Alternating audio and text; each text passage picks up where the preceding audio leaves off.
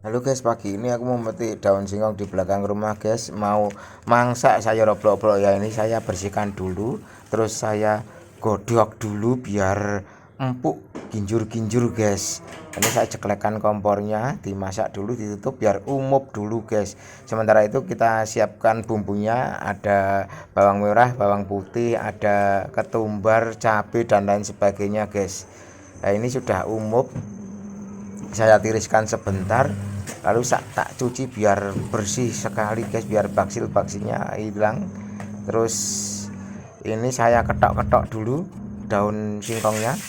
Sementara itu saya tumis bumbunya dulu, saya lebokkan banyunya, campur gojakan tadi, gojakan bumbu.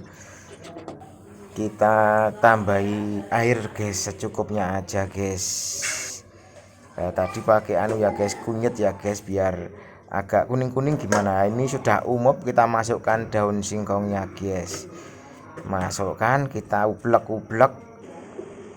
Nah ini sudah umup, kita kasih santan dulu guys, kita ublek-ublek sebentar mendidih, terus kita rasakan guys.